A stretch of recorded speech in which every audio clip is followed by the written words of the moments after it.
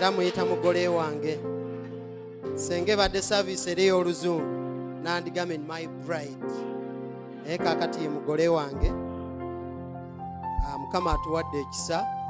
Afumbye emyaka egiwera 15 emitongole. N'emirala egyalimu okwewagula giringa 25. N'olwekyo emitongole giri 15. Ntegerekese bulungi. Katonda atukoze bulungi kuba atuwadde abaana bangi ddala ab'obuwala n'ab'obulenzi. Omukyala mumulabye, abaana abamu bali mu Sunday school, abalala basomye first service, abalala bali mu buweereza Mukama gye yabasindika. Mwebale nnyo, mwebale dda. Mukyala mugagenda otuleko. Okusooka ntwala omukisa okwebaza abasumba baffe, abasumba abakulu mu kkanisa eno ab'obuweereza buno, omusumba Vincent ne Julie Mbalangu, olw'okutuwanga omukisa, si nze nzekka naye ne bannange, olw'okutuwanga omukisa okwogerako eri ekibiina kino. Kakati engalo endala tuzikubira Omwoyo Mutukuvu, abaluŋŋamya era abasongera ku oyo ani anaababuulira ku lunaku nga ye Mwoyo bw'aba aluŋŋamizza. N'olwekyo twebaza nnyo Katonda okutwesigisa. Ekigambo kye tugenda okwogerako olwaleero mukimanyi, si kipya. Kigambo si kipya nnyo, kye kigambo ky'obwesigwa. Obwesigwa eri mu Luzungu mu first service twakiyise okubeera abeesigwa eri Katonda, kubanga ne Katonda mwesigwa gye tuli. Naye olwaleero tugenda kwogera si ku kukkiriza. Mu Luzungu twakiyise, twagambe topiki yaffe yabadde nti God is faithful. Are you faithful to God? Naye kati tugamba nti Katonda mwesigwa. Gwe oli mwesigwa eri Katonda? Kakati nga tetunaba kubikkula Bayibuli zaffe, njagala nnyo okusooka okutema evvuunike ku kigambo lwe kijjo twanguyira lwaki Mukama yatuwadde obubaka obwo. Nali pasita bwe yantegeeza nti Mr. Muganga gojja okubuulira ku lunaku luno, nadda mu maaso ga Mukama ne mbuuza Mukama njogere ku ki? Abantu bo ontuma, ontumye okubuulira. Bubaka ki bw'ompa? Mbikkula notebook eno, okuva eno okudda eno nenzijjayo n'endala bingi bye mpandiika nga nkola Bible study eka eyo oba n'enjiri gye mba mpulidde. Naye nga kyonna kidda ku kintu kimu, nti obwesigwa mu relationship gye tulimu ne Katonda. Era gwe mulamwa gwaffe, ye topiki yaffe ey'onnaku olwaleero, nti Katonda mwesigwa, ye theme. Katonda mwesigwa gy'oli eri ggwe, naye ggwe oli mwesigwa eri Katonda.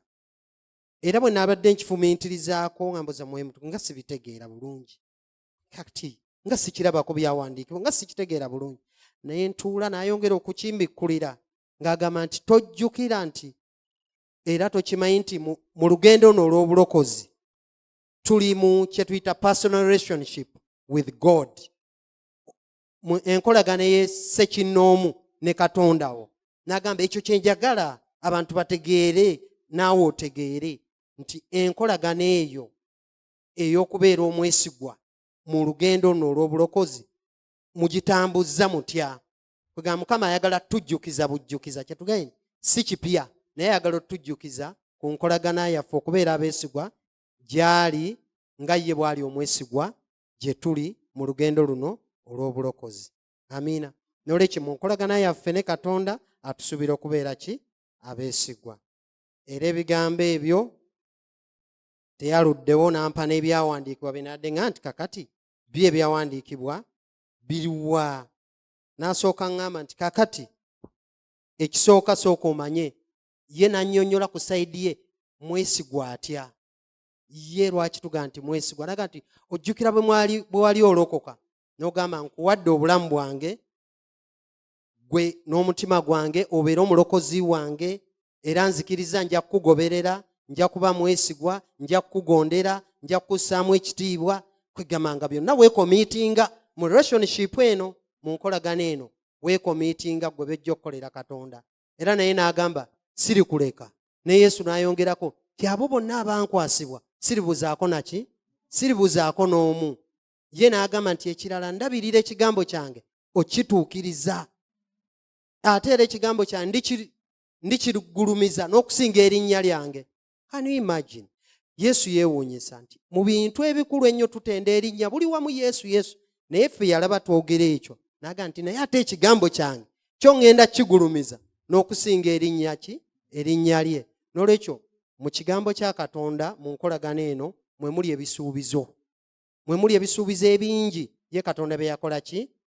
Bye yatuwa nti bwe munaatambula bwe muti n'obwegendereza, n'obwetowaze, n'obukkakkamu, n'obugonvu, n'obwesigwa bwonna, nze nange nja kukola paati yange. N'olwekyo tujja ne tusaba ebintu bingi nnyo. Pre.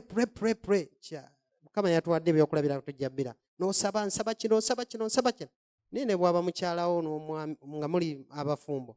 Mpa kino naye nga obisaba naye nga naawe okimanyi toli mwesigwa. Osuubirayo bikuwa nga tomuwa kitiibwa. Toli mugonvu.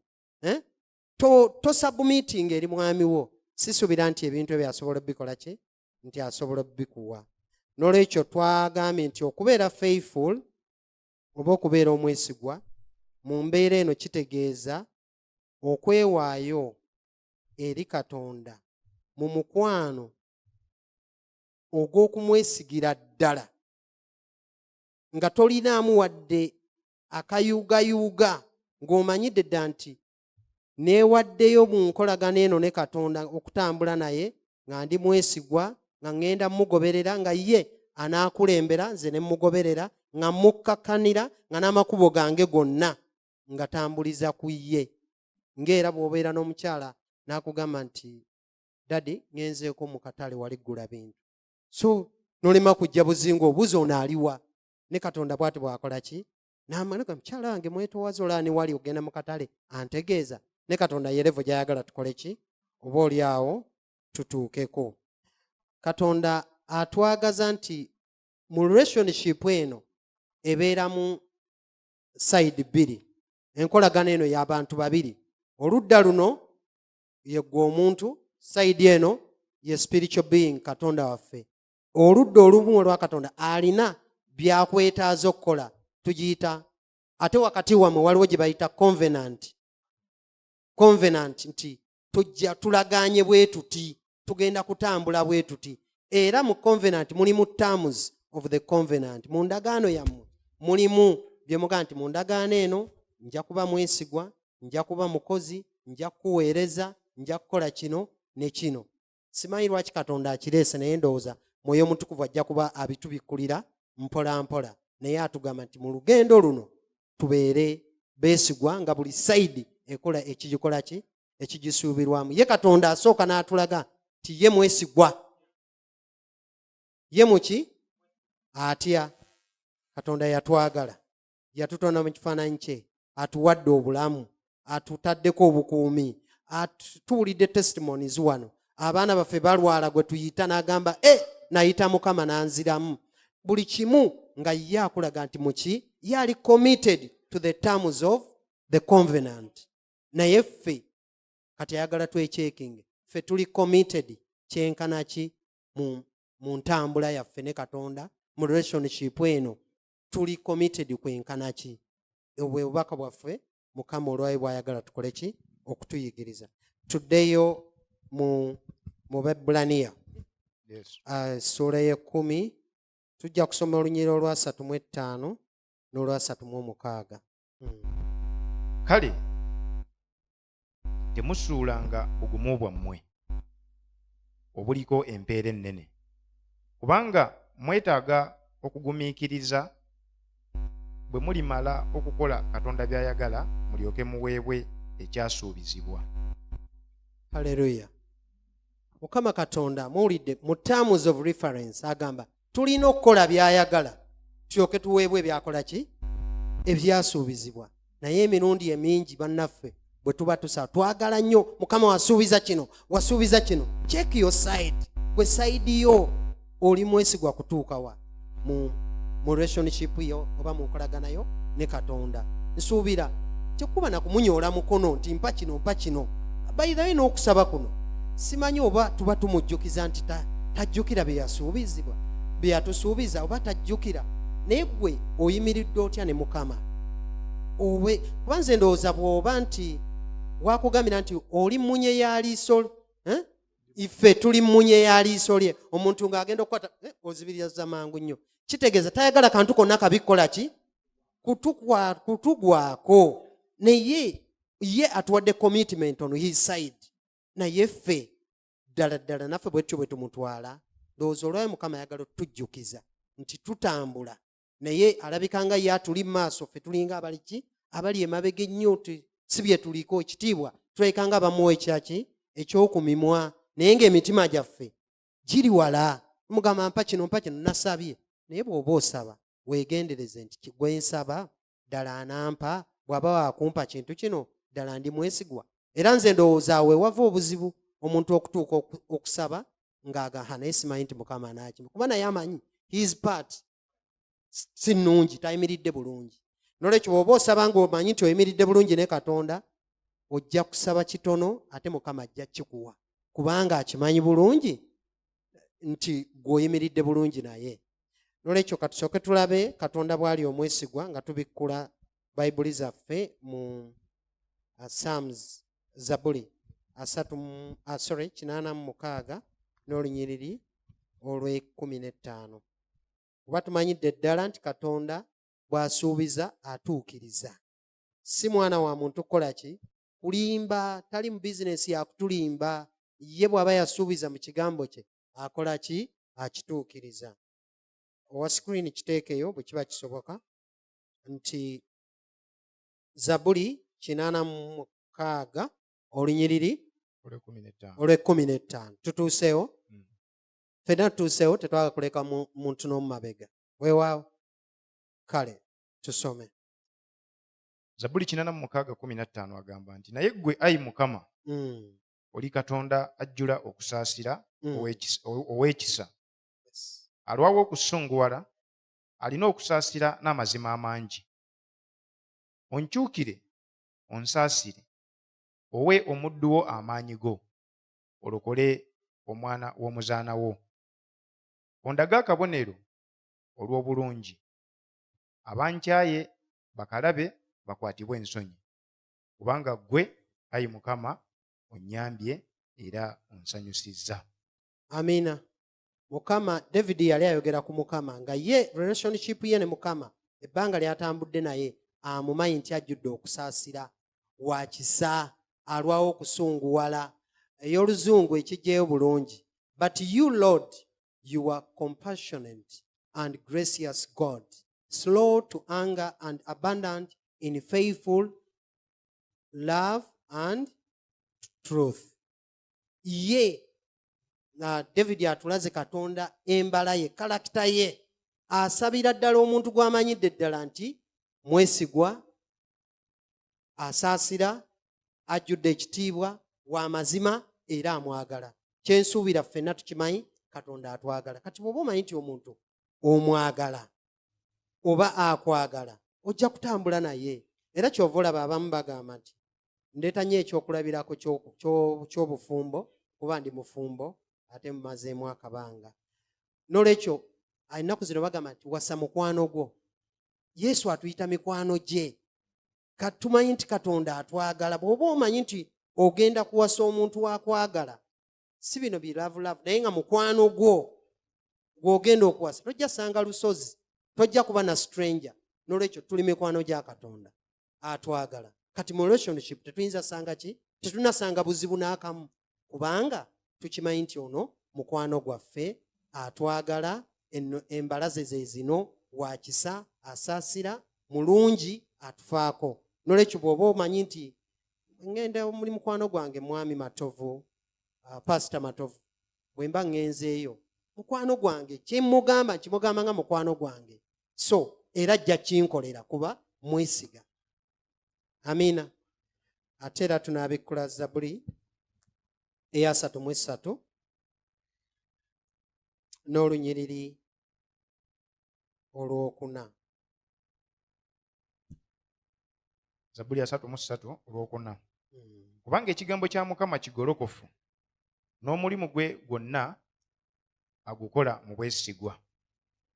Ayagala obutuukirivu n'amazima. Ensi ejjudde ekisa kya Mukama. Mu kigambo kya Mukama eggulu lyakolebwa, n'eggye lyamu lyonna lyakolebwa. Komaawo ddako emabega ku lwokutaano owa screen. Yes. Ayagala obutuukirivu n'amazima. Ensi ejjudde ekisa kya Mukama. Mukama yeebazibwe. Olaba terms of the covenant kati otandikisa oziraba. Mu relationship eno gye tulimu ne Katonda alinamu ze tuyita terms of the covenant. Biki ebiri mu ndagaano? Gwe ku sayidi yakugambye he loves righteousness and justice. Kati gwe bw'oba otambula manya biki by'ayagala mu ntambula ye naawe. Ekyo ky'ayagala obutuukirivu n'amazima. The earth is full of the Lord's unfailing love. Ensi eno ejjudde okukola ki? Okwagala kwa Katonda okutakoma, okutayinza kuba miss. Nolwekyo bw'oba oli mu relationship eno manya, tugambe tusoose kulaga Katonda side ye bw'atulaga nti ayimiridde nga muki? Nga mwesigwa. Bino byonna bye tufuna okuva eri David atulaga nti Katonda ebyo by'ayagala kuba yatambula naye, ate ffe kwe tulina okulabira. Nolwekyo bw'onojja n'osaba busabe naye nga Katonda atunulako eno mu terms of reference, naye onaasaba ayagala emmotoka w'amazima, ki ekiri mu mutima gwe njimuwe? Bw'atunula ebiri mu mutima, oyagala kweraga, oyagala kuba banno nfuufu, naawe oyagala olye ku ssente ogendengako ku beach, talabamu kike n'ekimu.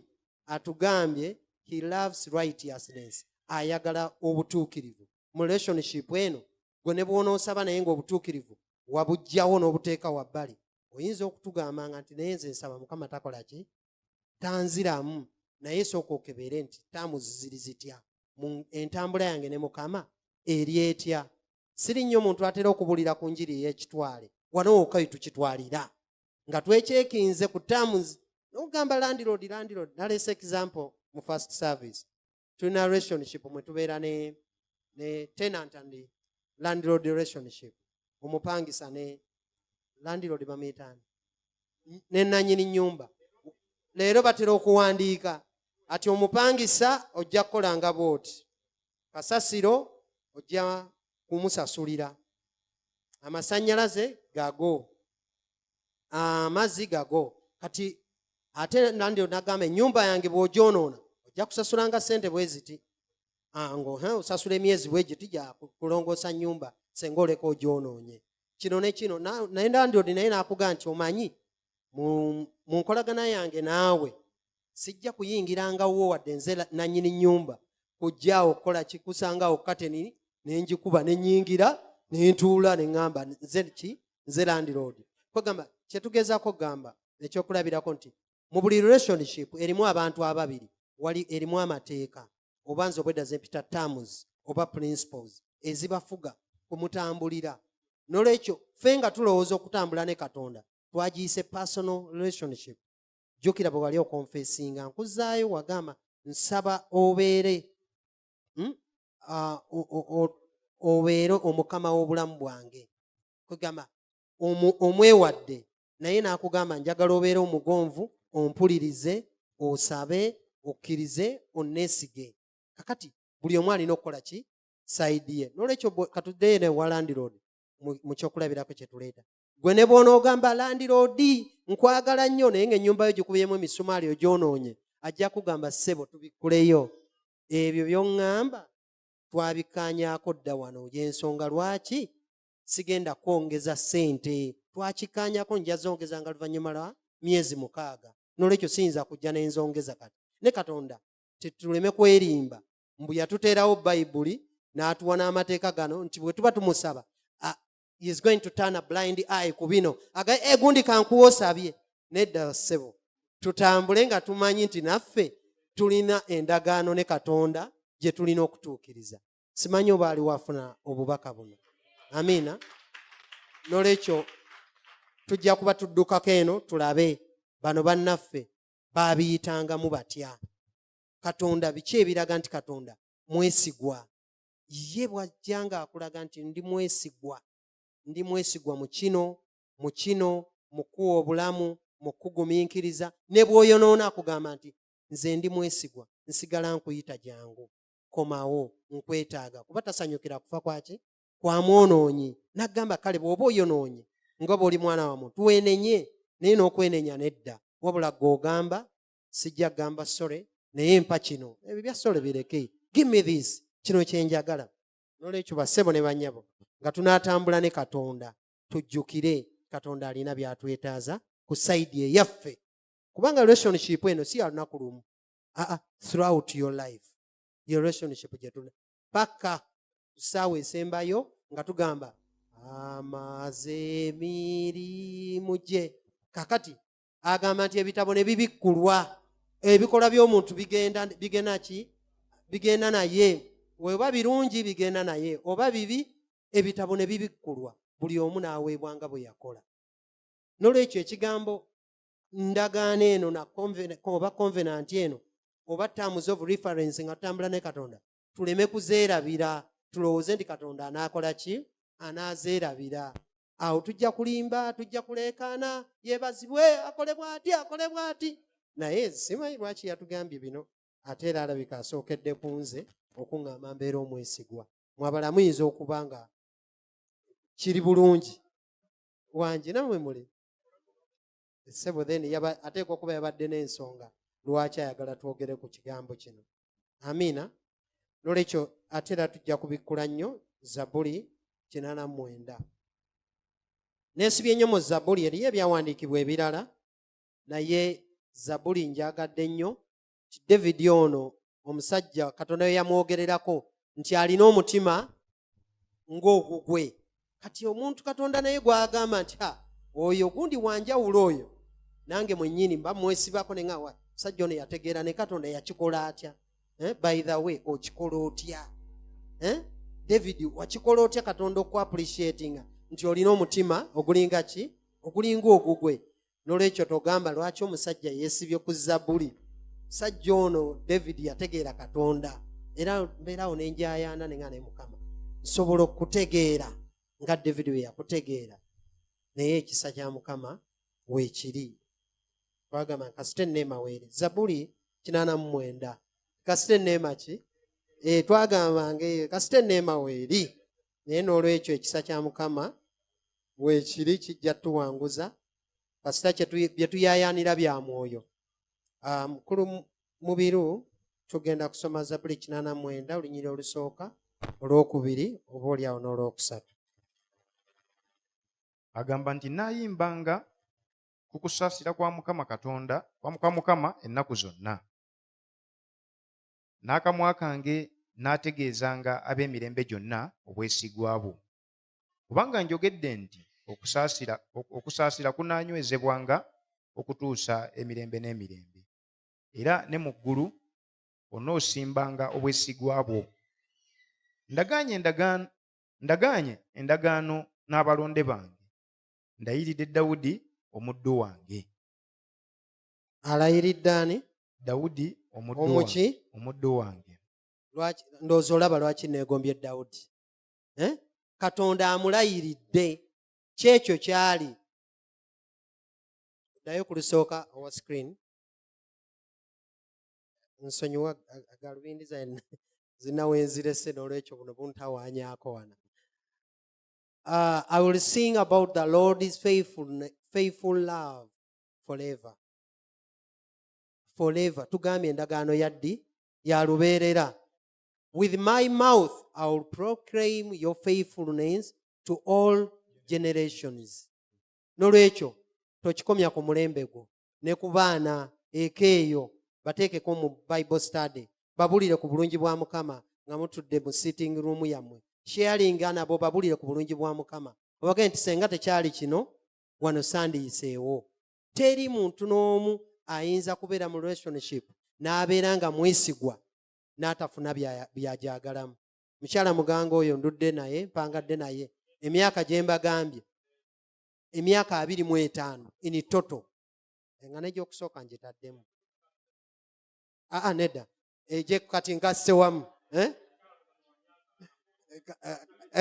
Kibale bulungi nno, tukibale bulungi. Emyaka 25 gye mbadde n'omukyala oyo beddu. Oluvannyuma twagenda ne tugattibwa. Naye giri nga tetunnalaba musana. Twali tuli eyo mpola mpola. Twali mu kucakala. Kati tulya bulamu, tuli twali tucakalamu. N'olwekyo emyaka egyo amazima senga mukyala Muganga teyali mwesigwa, bassebo ne bannyabo, nali siyinza kutambula naye lugendo luno. N'olwekyo tewali ayinza kutambula ne Mukama lugendo luno lwonna olw'obulamu nga si mwesigwa, nga ye alowooleza ku sayidi emu, give me. Mukyala Muganga ne bwe yandiŋŋambye nga nti dadi mpa kino, mpa kiri, nange nzirako ne nga ye akinsaba ankoleddewo ki? Ankoleddewo ye sayidi ye anjoleza, ampa ekitiibwa. Kakati emyaka egyo afaayo. Omulala abuuza nti oyagala relationship, what do you bring on the table? Relationship tegenda kuba ya one way traffic, side ne side. What do you bring on the table? Ne Katonda atubuuza. Okiraba nange bimanyi okunkwata ne muga nti mami mpolaayo 3, mpolaayo 10. Aga nti kale ekibiina kimpaddeyo 3, soko dadi soko ogakozese. Abakyala mwekubireko mu ngalo. Tumanyi ozisaba eri batubuulira. N'atuwaya n'akwazika ya 3. Ate n'ozizza si bulungi nnyo no mu 15. Anti twagambe tuli beesigo. Anti wuliriza ngambye n'ozizza si bulungi nnyo. Naye n'ebigambo ebimugamba, mami nsoose kufunayo zino, endala zijja. Nali ndowooza bwe nti kikalubyemu wano, naye kaakati zijja, era oluvannyuma n'otuukiriza. Amiina. N'olwekyo mu relationship yonna oteekwa okuba nti nga munaatambula ojja okuba nti sayidi yo ogifaako, nga naye bw'oyagala sayidi endala ekole ki? Efiibweko era ekkolere. Amiina. Nga tugenda mu maaso kakati eddakiika ezisigaddeyo, abakyala mu bizinensi abakyala bakola. Ntera okutumya keeke ewa mukyala Matovu, ezo sente zigenda mu nsawo ye. Kakati eyo gyajja ssente. Kakati bassebo ne bannyabo tugenda mu Luzungu twagambye munansonyiwa nti naweereddwa omukisa ogw'enjawulo okubulirako mu saavisi zombi. N'olwekyo mukubireko abasumba bange mu ngalo. Naweerezaako mu saavisi eri esooka, ate era ndi mukuweereza mu saavisi eno ey'okubiri. Y'ensonga lwaki notisi zange nazitegese mu Lungereza olwa saavisi eri. Kati bwe nzisoma wano ate tuli mu Luganda ate naye tujja zikyusa mpola mpola nga Mwoyo w'anaatuluŋŋamya. Twadde tugamba nti the beginning point of being faithful to God is believing in God's character. Nti awatandikirwa omuntu yenna okubeera omwesigwa eri Katonda, kumanya mbala ya Katonda. Embala eyo gye tubadde twogerako nti Katonda kwagala, Katonda wa mazima, Katonda mwesigwa, mbala ye mwesigwa. Katonda asonyiwa, Katonda wa kisa. Kwegamba kati bw'onooba wa kumwesiga era mu relationship eno ojja kusooka omanye nti gwe ŋŋenda okusaba ekintu kino mwesigwa, gwe ŋŋenda okubuulira ekintu kino yeesigibwa.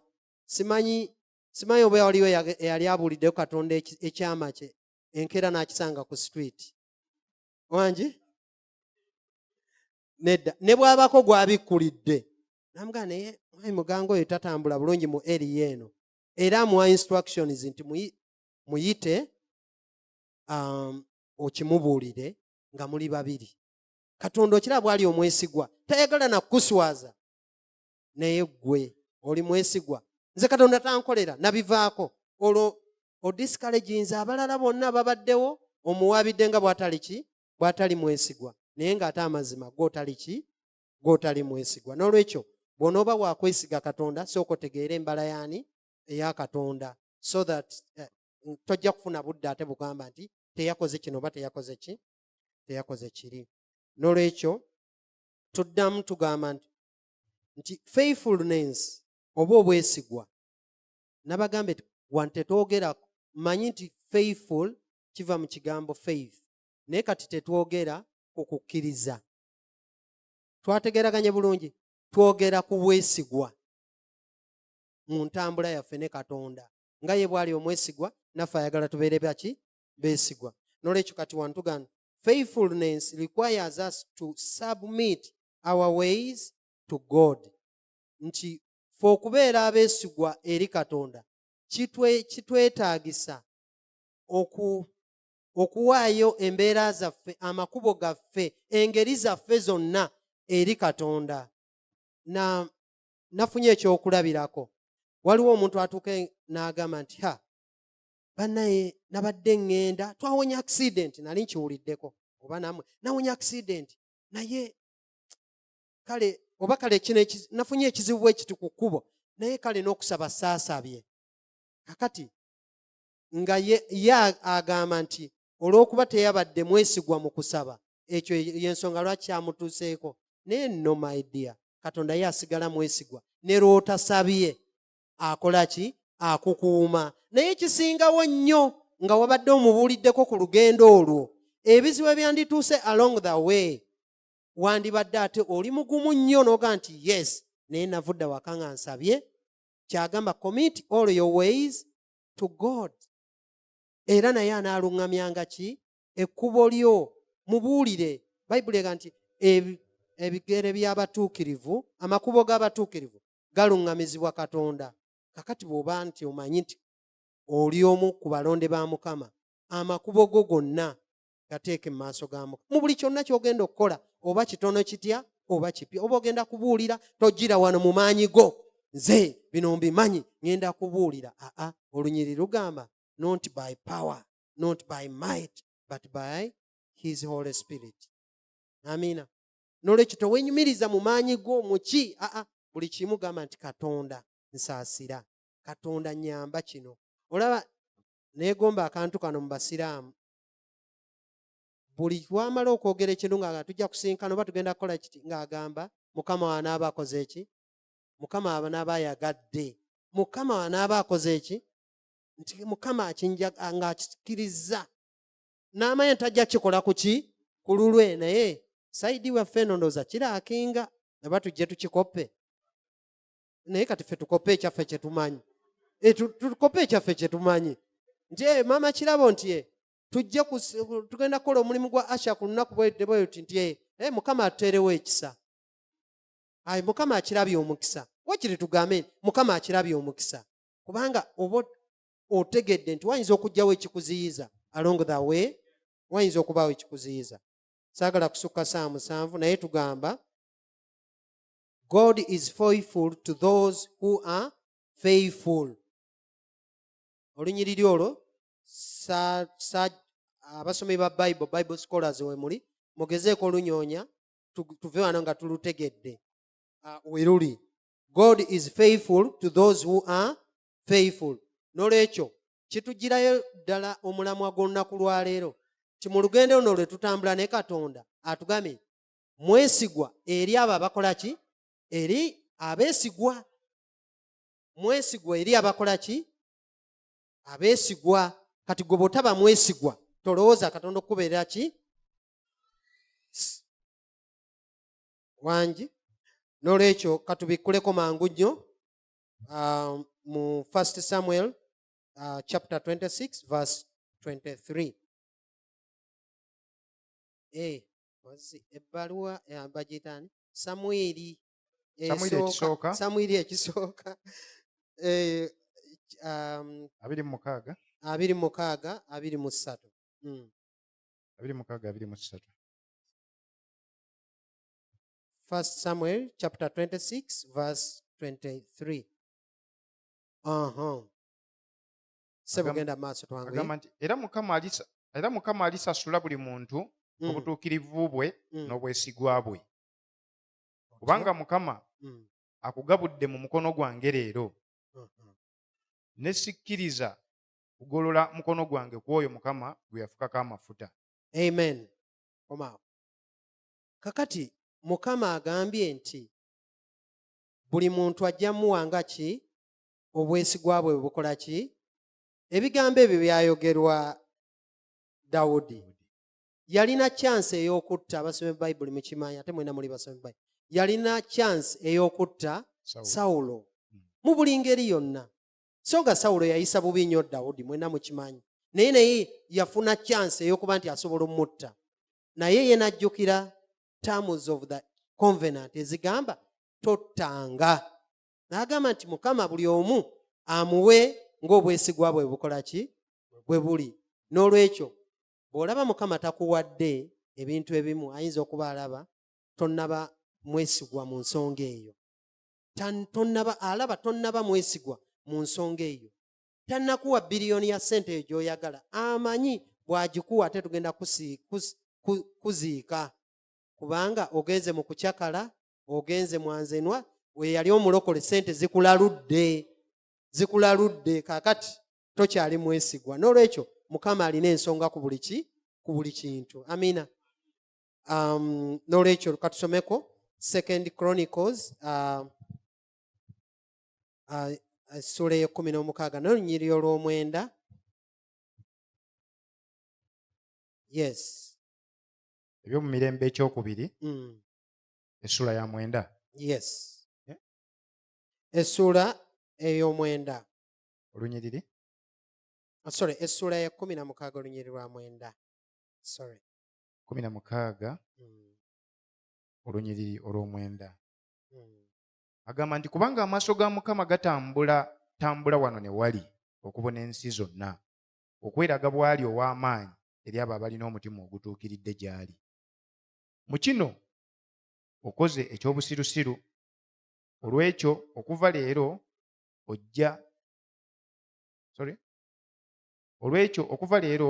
ojja kubanga n'entalo. Awo Asa n'alyoka asunguwalira omulabi n'amuteeka mu nju ey'ekkomera. Kale lekeraawo. Ddayo wali awasoose we mbadde nsinga okwagala. Ti amaaso ga Mukama ali mu ggulu ate nga n'ensi bye bigere bye. Wabula gatunula okulaba ani alina omutima ogutuukiridde. N'olwekyo asuubira kusangayo ggwe eyakola naye endagaano ng'olokose n'okkiriza okubeera n'omukkiriza okubeera omulokozi we, alabe endagaano eyo ogituukiriza, omutima gwo gutuukiridde, oli mwesigwa mu ndagaano eyo. N'olwekyo tetubeerawo ne tulowooza tusabe busabe nti ye Mukama talaba. For the eyes, anti twatondebwa mu kifaananyi kya Mukama. N'olwekyo naye alina amaaso. Kyova olaba bagamba nti amaaso ge gatunula ani mwesigwa. Oyo bamuwadde omutwalo, oyo yafunye emitwalo 5, ekimu eky'ekkumi agaanyo kireeta. Akulaba oyo tawaddeeyo nga bw'alina kuwaayo, awaddeyo 1000 naye ng'ate alinamu akasente akawera. Okiraba? Era ayinza n'okuswaliza ano n'akulaba bulungi, ojjayo 10,500 ne kagwa n'agamba kubanga ye atunula okulaba baani abeesigwa. N'olwekyo antiru nga tutuuse ku leve eyo, Mukama tumanye nti gy'ali alaba era atutunuulira. Amiina. Mu ntambula yaffe naye njagala tugenda okumaliriza n'ekyawandiikibwa ekiri mu Matthew 25, tujja kisomako okuva ku lunyiriri olw'14, Matayo 25, tulabe bw'obeera omwesigwa tofunayo mpeera, toweesigisibwa ebintu ebirala nga ddala oli mwesigwa. Twategedde ddaye Katonda mwesigwa, kati bino tubisoma for our own benefit. naffe tulabe nti ddala kuba tuyinza okuva ntugamba musajja atubuulidde Katonda bw'ali omwesigwa, so what? Yes, mwesigwa ali eyo ye mwesigwa, naye ayagala naffe tumanye nti tukifunamu buli etubeera baki abeesigwa. Ku sayidi eno kyevudde tujjayo ebyawandiikibwa ki ebyo. Yes, Matayo 25 okutandikira ku 14. yes, Kubanga bulinga omuntu eyali agenda okutambula mu nsi endala n'ayita abaddu be n'abalekera ebintu bye, n'awa omu ettalanta 5, n'awa omu ettalanta 5, omulala 2, omulala 1, buli muntu ng'obuyinza bwe bwe bwali, n'agenda. Amangu ago oli yaweebwa ettalanta 5 n'agenda n'azisuubuzisa n'aviisaamu ettalanta 5 endala. Bw'atyo n'oli yaweebwa ettalanta 2 n'aviisaamu 2 endala. Naye oli yaweebwa 1 n'agenda n'asima mu ttaka n'akweka effeeza ya mukama we. Awo ebiro bingi bwe byayita, mukama w'abaddu bali n'ajja n'abala nabo omuwendo. N'oli yaweebwa ettalanta 5 n'ajja n'aleeta ettalanta 5 endala. N'agamba nti, mukama wange, wandekera ettalanta 5, laba naviisaamu ettalanta 5 endala. Mukama we n'amugamba nti, weebale, oli muddu mulungi mwesigwa. Wali mwesigwa mu bitono, ndikusigira ebingi, yingira mu ssanyu lya mukama wo. N'oli yaweebwa ettalanta 2 n'ajja n'agamba nti, mukama wange, wandekera ettalanta 2, laba naviisaamu ettalanta 2 endala. Mukama we n'amugamba nti, weebale, oli muddu mulungi mwesigwa. Wali mwesigwa mu bitono, ndikusigira ebingi, yingira mu ssanyu lya mukama wo. Amiina, amiina. Katwangeyeeko. Mukama yeebazibwe. Tuwulidde ebirungi ebiva mu kubeera ki omwesigwa. Bw'oweesigibwa mu kitono, bw'obeera omwesigwa mu kitono, bakwongerako ekisooka Mukama akusiima nga bwe tulabye, era n'agamba come we celebrate together. Gwani Katonda gw'ayituga nti jangu kutwaleko out. Okiraba? N'olwekyo ate era n'agamba nti kale nkwongezza, tusuubirayo empeera endala buli lw'obeera ki omwesigwa. Mwami Mr. Kavuma yatubuulirako wano bwe bamuweereza akasente okuzimba enju. Webale nnyo Pastor Matovu. Okuzimba ennyumba, omukyala n'ajja wano n'asanga nga ddala omulimu gwe yamutuma yagukola buki bulungi, n'agamba ngenda kuwa essente endala. Yamutandisa na bukadde buubwo. N'olwekyo bannaye, mu kubeera abeesigwa twongera tufunamu. Morning service twalaze nti oba otandise mu bwakabaka bwa Katonda n'okubeera nga weesigisiddwa ofiisi y'obwa Asha oba eya Kirina oba eyaki, okwo Mwoyo Mutukuvu kwasinziira ate okwerevetinga, okuyimusa, okutwala mu ofiisi endala. Before we know it, gwe preacher wa wano, gwe pastor wa wali, gwe basimbye mu buweereza buli, olw'okuba obadde muki mwesigwa. Era ne pastor waffe bwe yali atulaga bapasita baffe abalala, Pastor Nsubuga n'omukyala, Pastor Matovu n'omukyala, Pastor Wile Wamboka n'omukyala, ateekwa okuba Mwoyo yamubikkulira n'amala okulaba nti abantu bano babadde beesigwa mu bintu ebyabakwasibwa, kubanga bazze nga bakola obuvunaanyizibwa obwaki obw'enjawulo.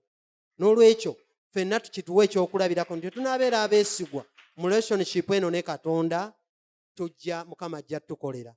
Naawe kitwale ku level yammwe eyawaka, bw'onoobeera mwesigwa eri mwami wo, ebintu bijja ttambula bulungi. N'omukyala bw'onooba mwesigwa, omwami bw'onooba eri mwesigwa eri mukyalawo, buli kimu kijja ttambula bulungi. Tuyimuke tusabe ebigambo tubiwulire.